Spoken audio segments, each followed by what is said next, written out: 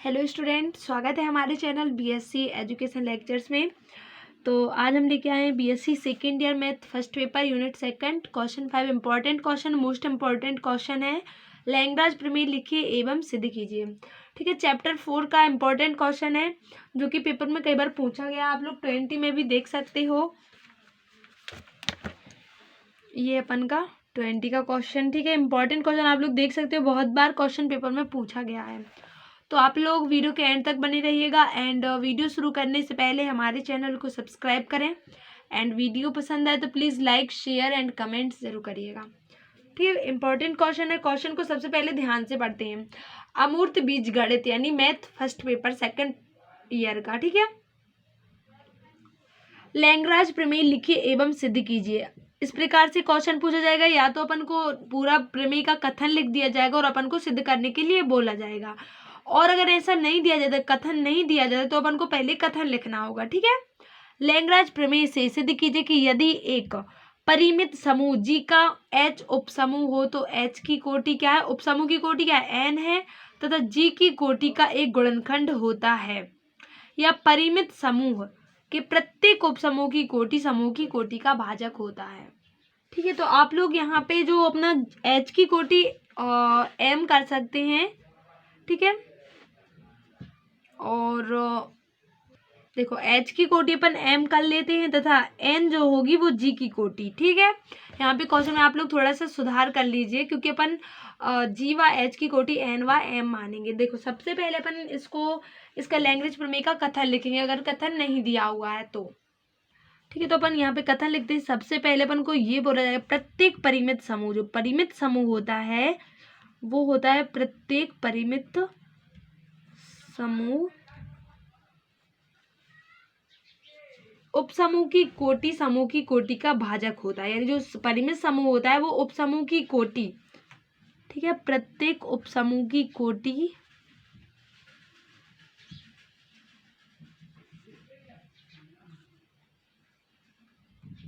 समूह की कोटि का भाजक होता है। अर्थात इसके मतलब जो इनके बटे में लिखेंगे तो ओजी यानी समूह की कोटि उपसमूह की कोटि होती है, जो समूह की कोटि का भाजक होता है। पहले ये लिख लो फिर हम समझाते हैं।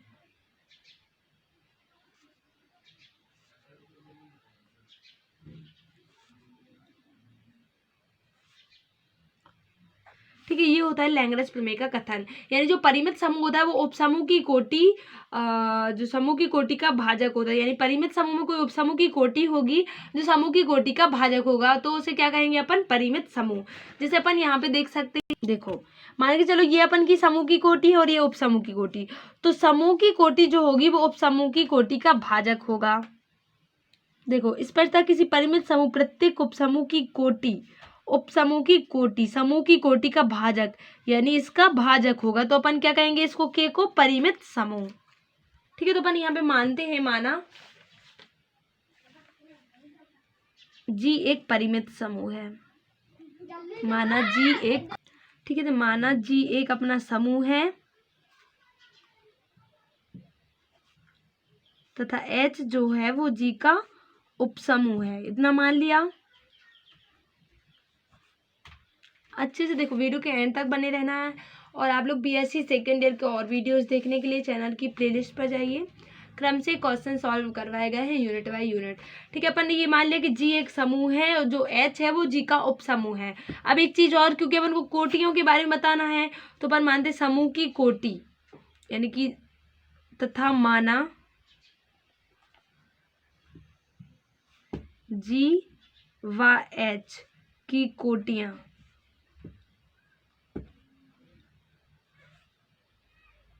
एन व एम मान लेते हैं। ठीक है,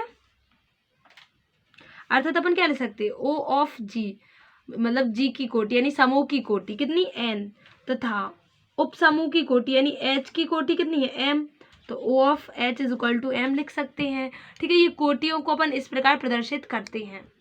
इसका मतलब क्या है कि जो उपसमूह में अपन की एम है अवयव, वो भिन्न भिन्न अवयव, क्योंकि उपसमूह में जो अवयव होते हैं वो भिन्न भिन्न अवयव हैं, और समूह में जो अवयव है एन वो एक समान है। ठीक है, अब देखो क्वेश्चन में बोल क्या रहे हैं कि लैग्रांज प्रमेय क्या होता है, जो एक परिमित समूह होता है वो उपसमूह की कोटि यानी समूह की कोटि का भाजक होता है। यानी उपसमूह की कोटि O H O H upon O of G सिद्ध करना होगा। तो अपन कह सकते हैं कि परिमित समूह होता है जो वो उप समूह की कोटि का भाजक होता है, यानी ओ ऑफ जी ऊपर लेंगे, ओ ऑफ एच नीचे आएगा, क्योंकि समूह की कोटि का भाजक, तो इसका भाजक क्या ओ ऑफ एच है, तो अपन को O of G upon O of H सिद्ध करना होगा। ठीक है, तो अपन यहाँ पे लिख सकते हैं एच में एम भिन्न भिन्न अवयव हैं।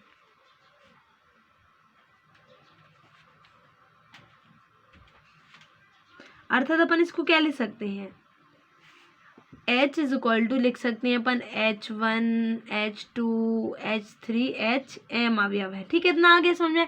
अब एक अपन क्या लेते हैं दक्षिण सहसमुच्चय ए ले लेंगे। ठीक है, सभी का दक्षिण सहसमुच्चय, यानी कि मानते हैं, माना या फिर मान लो ए बिलोंग्स टू जी, यानी ये ग्रुप में बिलोंग कर रहा है, तो अर्थात ये अपन का H उपसमूह में भी अपन लिख सकते हैं। तब माना एक दक्षिण सहसमुच्चय लेते हैं,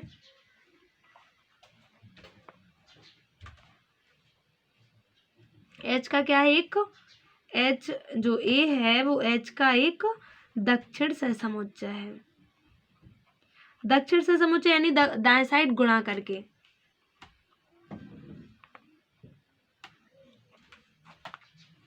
अर्थात अपन कैसे लिख सकते हैं HA, इसमें कर देंगे पूरे मल्टीप्लाई, तो H1A H2A H3A equal to HMA। ठीक है, एक दक्षिण सहसमुच्चय ले लिया, यानी दाएं साइड पूरे में इसमें मल्टीप्लाई कर दिया। अब देखो अगर अपन क्या करें HIA is equal to HJA is equal to मतलब बराबर ले ले, तो अपन क्या लिख सकते हैं HI is equal to HI यानी A से A कैंसिल, HJ लिख सकते हैं, यानी H1 H2, तो ये बराबर हो, जो कि अपन क्या लिख सकते हैं, जो कि इस बात का विरोध है।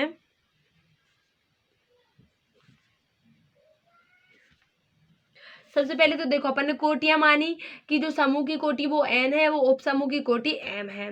ठीक है, फिर उसके बाद अपन ने एक उपसमूह लिया, उपसमूह में माना कि m भिन्न भिन्न अवयव दिए हुए हैं। फिर उसके बाद अपन ने दक्षिण सहसमुच्चय लिया, दक्षिण सहसमुच्चय यानी a का दक्षिण साइड मल्टीप्लाई किया।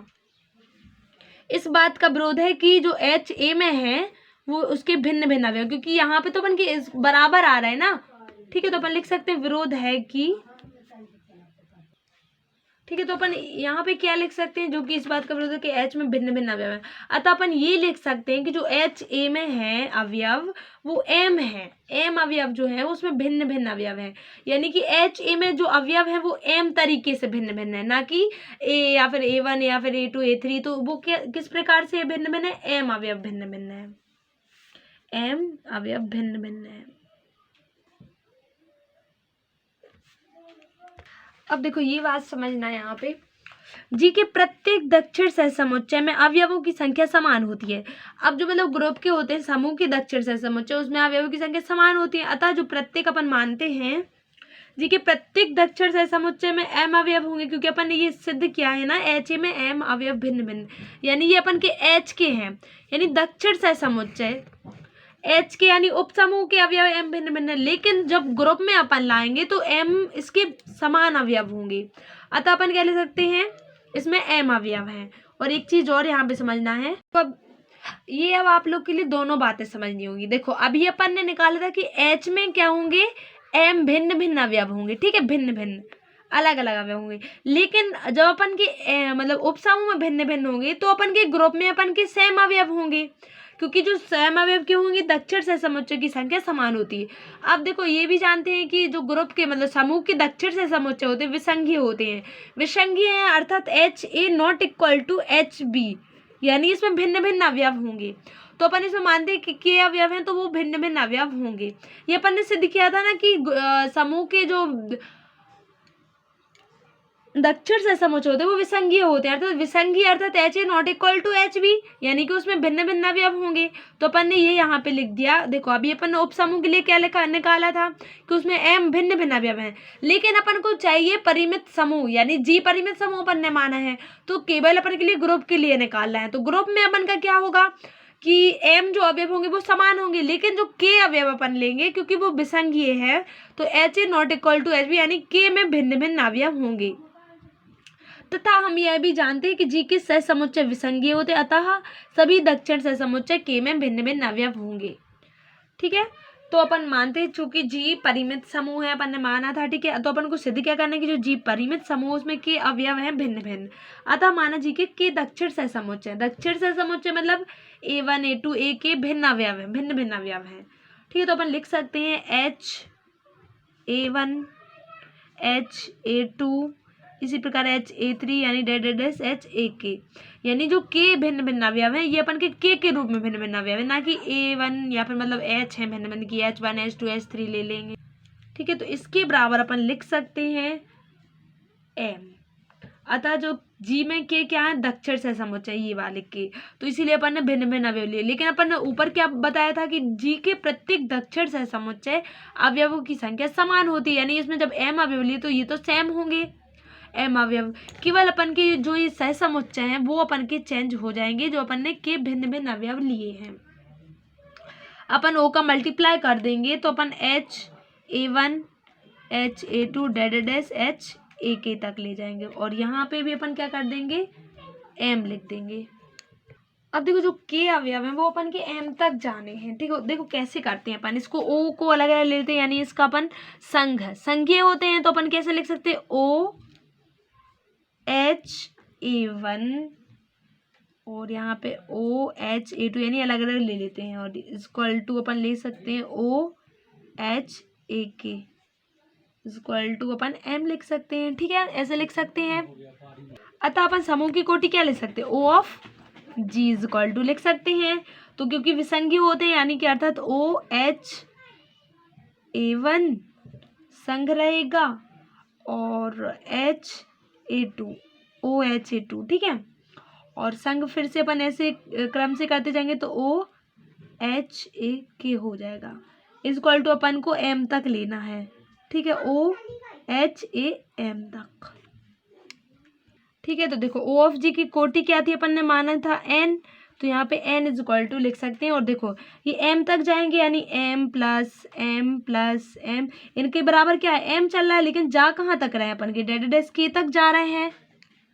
देखो सबके बराबर O ऑफ H अपन ने क्या निकाली थी, कोटि M निकाली थी, यानी सबके बराबर में अपन OH1 HA2 HA3, तो O of H equal to M माना था, तो ये कहाँ तक जा रहा है अपन के K तक। ठीक है, तो N इक्वल टू अपन M इंटू K लिख सकते हैं, यानी K तक जाएगा, यानी कि K का मल्टीप्लाई कर दिया, तो अपन K इक्वल टू क्या लिख सकते हैं, N अपॉन M लिख सकते हैं।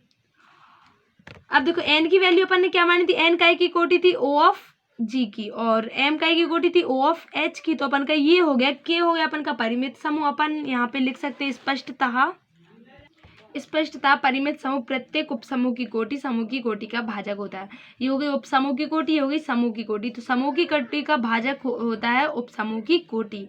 Prove that. तो वीडियो पसंद है तो प्लीज़ दोस्तों के साथ शेयर जरूर करिएगा, और चैनल की प्लेलिस्ट पर जरूर जाकर देखिएगा ऑल वीडियोज़।